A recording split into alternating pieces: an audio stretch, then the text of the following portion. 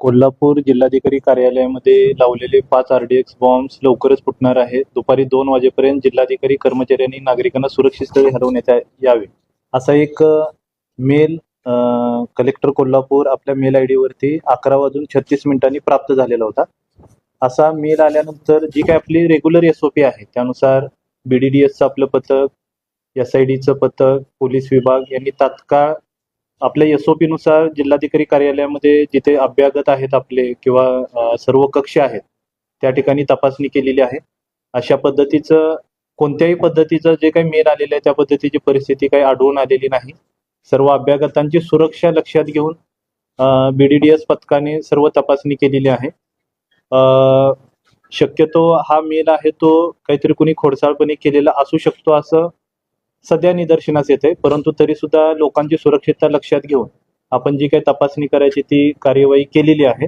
तर या मेल बाबत पोलीस विभागाकडून तपासणी करून यामध्ये जर कोणी खोडसाळपणाने असं जर केलं असेल तर जी काही कायदेशीर कारवाई असेल ती पुढे कायदेशीर कारवाई केली जाईल. आणि लोकांनी काही घाबरण्याची आवश्यकता नाही. जे अभ्यागत आहेत, व्हिजिटर आहेत किंवा या ठिकाणी आंदोलनकर्ते सुद्धा आहेत त्यांना सुद्धा काही घाबरण्याची आवश्यकता नाही. हे सुद्धा तपासणी अंती आम्ही कळवलेलं आहे आणि रेग्युलर जे काम जिल्हाधिकारी कार्यालयाचं आहे ते सुरू आहे.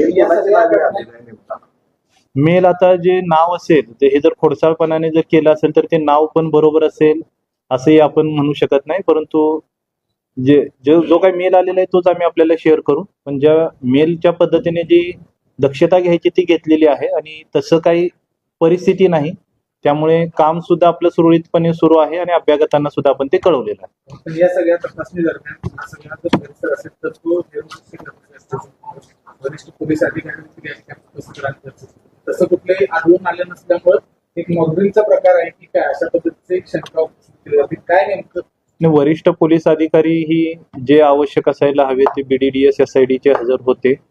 त्यानंतर वरिष्ठ पोलीस अधिकारी दूरध्वनीद्वारे त्यांच्या संपर्कातही होते. या ठिकाणी काही आंदोलनं सुरू असल्याने, मोर्चामध्ये लोक असल्याने किंवा आज जे काही आपली तपासणी आपले सरकार सेवा केंद्राची होती त्यासाठी मोठ्या संख्येने लोक होते. त्यामुळे लोकांना सॉर्टिंगने किंवा एका एरियातून बाजूला काढून आपण ही जी काही ती तपासणी केलेली आहे. आणि मेल पाहिल्यानंतरच सुरुवातीला मेलचा कंटेंट पाहिल्यानंतर त्याच्यामध्ये किती सिरियस घ्यायचा किंवा काही याचाही विचार करण्यात आला, परंतु जी SOP जी आहे आपली त्यानुसार BDDSने तपासणी केलेली आहे आणि असं काही आढळून आलेलं नाही. त्यामुळे मी परत एकदा आपल्या माध्यमातून सर्व नागरिकांना सांगतो की कोणीही घाबरण्याची गरज नाही. जी सुरक्षेच्या दृष्टीने जी काय आहे ती काळजी घेतलेली आहे. थँक्यू. चॅनेलला सबस्क्राईब करा आणि परिसरातील ताज्या घडामोडी सर्वात आधी बघण्यासाठी बेल आयकॉनला क्लिक करा.